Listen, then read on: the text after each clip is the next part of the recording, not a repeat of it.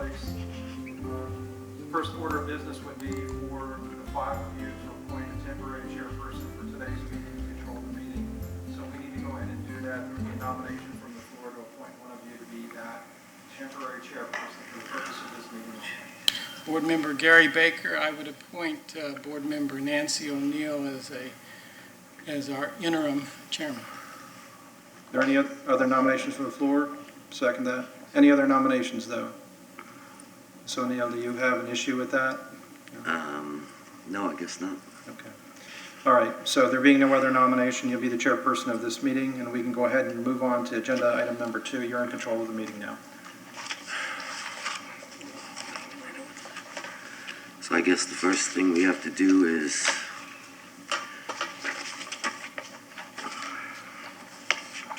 Since we are on accept the the approval minutes. of the minutes, I'd like to make a motion. I would move that we approve the minutes of the February 5th, 2019 2020 Nuisance Abatement Board meeting as submitted in written summation by the city clerk.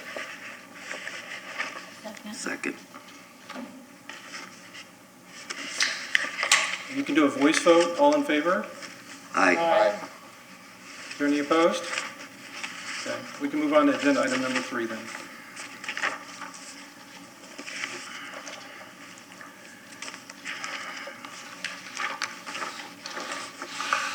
Are there any citizens to be heard regarding items that aren't on the agenda? Okay, with no citizens to be heard, I guess we will move on to item 4, which is new business items. And that is going to fall to case number 2020-02, City of Clearwater versus Devon LLC. Afternoon, Board. My name is Matt Smith. I'm a Senior Assistant City Attorney. It's a little unusual what we're doing today. We're presenting to the Board a stipulated order, and it's the city's hope, and I don't want to speak for the owner, the respondent. He is here and present, and he's got his attorney with him. Not to speak for them, I think they would hope that the Board accept the order as well. What has happened since the last meeting is that, if you recall, we did not have service on the owner, and since the last meeting we obtained service. The owner reached out to me, we had discussions. The owner retained an attorney, and the attorney and I had discussions. I've been out to the property with the owner and the attorney, and they gave me a tour of the property, and they expressed their concerns, and I expressed the city's. I followed up that site visit with one of my sergeants, and we collectively looked at the property and discussed mitigation strategies, and those mitigation strategies evolved out of those that were recommended by the lieutenant responsible for this property. So it's with that I present to the Board the stipulated order, and what this is, what the stipulated order is just an agreement that the parties have worked out, and the city has agreed to. The chief has signed off on this. It puts the matter under the Board's jurisdiction, your jurisdiction, and by doing that, the Board has retention over the issue for the next year. So if the order is not followed, I can bring the matter, the property, back to the Board's attention, and the Board can take whatever appropriate action. But everyone is hopeful that that won't be necessary, and that the nuisance activities at the property will be soon abated and won't be a problem anymore. So the key points of the stipulated order are that the Board declares it a public nuisance, and again, that invokes your authority and your power and the ability to retain it for a year. The owner is going to maintain the current policies they have, and those policies are outlined in a letter that was submitted by the owner's attorney.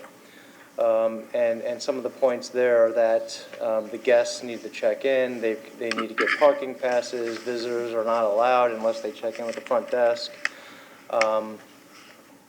They do have security cameras which are running on a continual basis, and those are going to be available to the police upon request. If the police in the future make cases at the property, the owner is no longer going to rent to those individuals. So these are individuals who have actually been arrested at the property. The owner is, that information will be shared with the owner, and the owner will no longer rent to those people. The owner will also not rent to people that do not comply with the hotel's policies. We already discussed the cameras. They're going to designate a security person on the off hours, and that person's going to double as the front desk agent, and they're going to keep an eye out for any suspicious activity. There's going to be a little bit of training from the Clearwater Police Department to hotel staff on how to identify suspicious activity, and there's some examples there.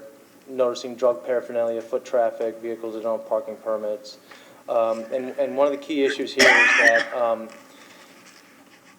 when there is cooperation from the owner, and there has been cooperation from the owner, there have been cases where the owner has called the Clearwater Police Department and reported suspicious activity, and the police have responded, and that has resulted in an arrest and actually a major bust.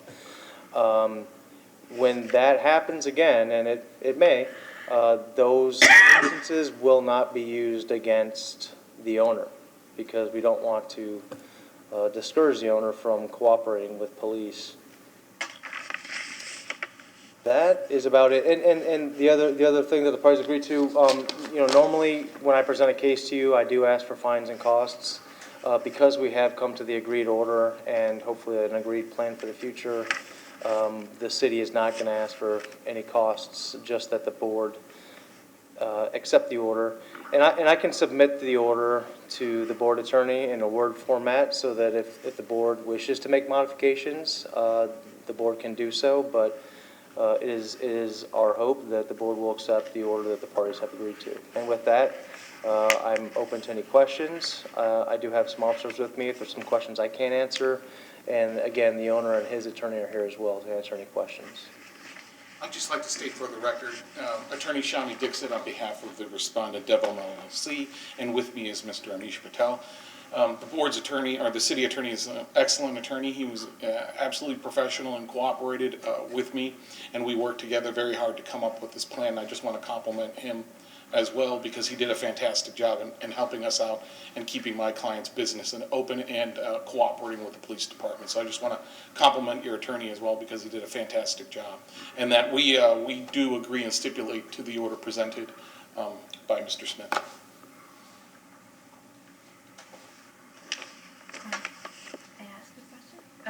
I was just noticing on number 12 in regard to building, constructing the fence, several of these items don't have dates associated with them. Do you have, is there a time limit on when that needs to be processed? You're absolutely correct. There is no time frame. When that happens, it's just generally a reasonable time, and really it's until one party or the other has an issue and brings it back before the board. I hope that won't happen. The board can certainly add a time frame. Just so you understand the issue, there's a cinder block wall in between an adult establishment and the owner's property, and there's a beautiful tree right in the middle of the fence line, and they left a gap in the fence, and it's very easy to get through, and so that was one of the issues that we talked at on the property. Yeah, since Mr. Smith visited the property, we had this issue. Just so you know, it's a giant cinder wall, maybe this high, about 5 feet, maybe somewhere in there. Then there's a giant oak tree in the middle of it. That's the gap, and we don't own the wall. So he already put up I don't know if you call it a fence. What did you put up? It's a, if you have ever seen a chain link fence, they have those privacy barriers. Yes. The really thick, heavy gauge, I want to say plastic, but PVC material, we've triple wrapped that on my side already. Yeah. So in order for somebody to go through there, they're going to have to take a razor and cut through 3 layers of fencing to do it. Correct? Yes. So, and the problem is the cinder block and the trees there would be a major construction issue. So for now, it is closed, just to satisfy any concerns you might have. What about the land behind it that was the open field that is owned, I guess, by FDOT? Has that been taken care of and no way they can get in there? Or everybody's cleared out of there and everything. You wanna answer that? We both visited that site together. Yeah, we did, and it's fenced off, and you guys would probably know more about it than I do. Yeah, they did clear out the homeless people living over there. Correct. It was They over cut the grass and they put up the fence. Still not the best, but at least there's work, it looks like there's work happening there and it's kind of scared a lot of people off. I have a question. What exactly, in reference to number 11, the training to be provided by the Clearwater Police Department, what exactly does that entail, and what about staff turnover? How are you going to coordinate with the police to make sure that new employees are trained properly? Most of my employees have been with me for at least 3-4 years. Somebody new comes in, I call the lieutenant or whomever's on and say, hey, I got a new person, can you come and train them? Not only that, you could do it. I mean, I could do it, but, you know, coming from me, coming from them, they might have something new that came in the community that, hey, these type of people, or something is, that, I'm not a police officer, I can't vouch to what goes on in the community, but they can train because they have better eyes than I do on certain items.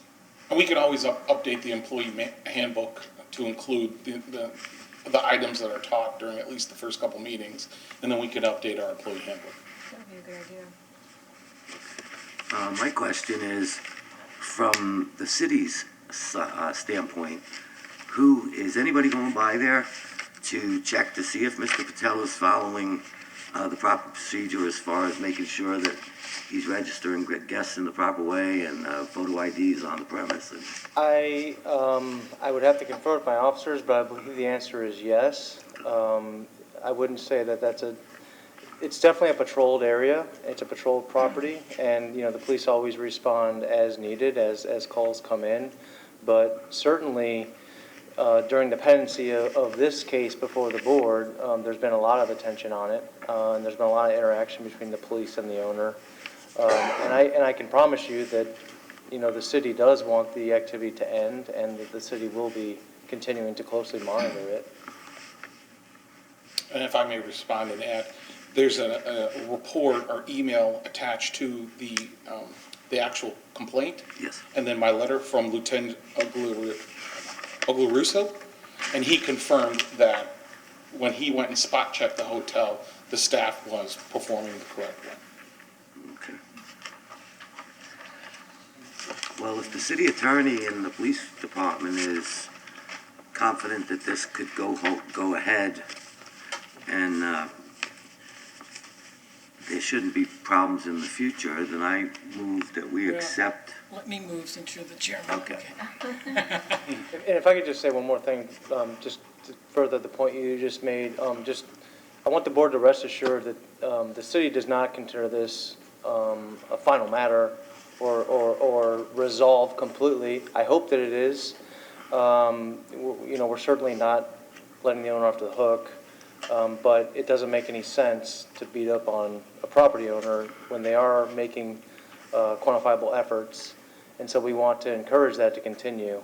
And trust me when I say that the city will be monitoring it closely. And all your security cameras are up and running constantly at this point? Can be They monitored? have been,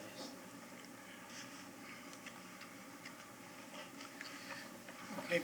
Okay, the board, having reviewed the full record in this matter, I move that the board approve the stipulated order entered into on behalf of the petitioner, City of Clearwater, and the respondent, Devon LLC, in case number 2020-02, before the Nuisance Abatement Board, that it be approved and entered in full.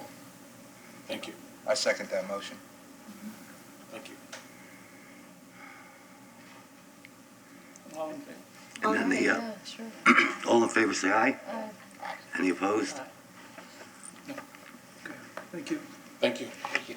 Okay, I want to just make it absolutely clear, there are two dates that we need to place in the order so that the parties, before they leave, that we're going to go ahead and place today's date as March the 4th, and that's going to be on the bottom of page 2.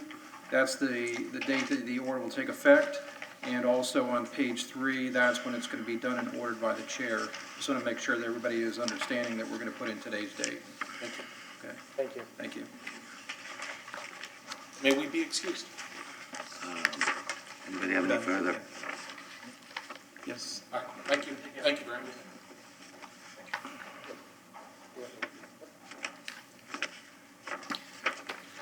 nothing further being on our agenda? There is something else on the agenda. Oh, okay.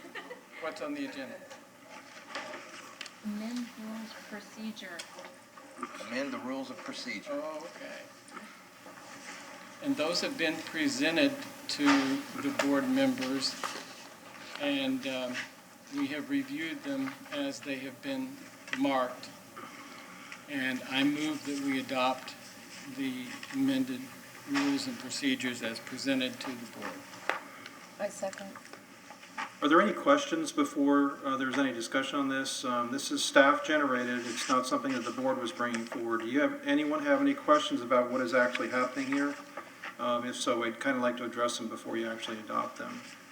I can go over the changes if you like. Yes, please. So, one of the things that we did on section 3, officers and their duties, we clarified some language that the chair shall not make nor second a motion. This is consistent with other advisory boards such as the Community Development Board, which is a quasi-judicial board.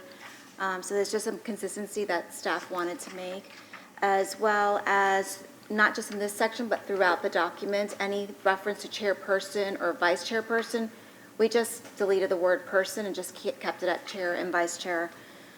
In section 6 under meetings, it listed the old city hall, so we just wanted to clarify that we are meeting here, so that way everybody knows where the new meeting location is. So this is considered council chambers, but no longer at city hall, we are at the main library. Are there any questions? All right, you have a motion and a second then, I believe. I'll make a motion that we accept the amendment. We I have believe we already have it. one. Oh, okay. You just I'm need sorry. vote now. All in favor? Aye. Aye. Thank No you. nays. And I That has guess nothing we're else. adjourned. All right, thank you very much. It's official now. It's official.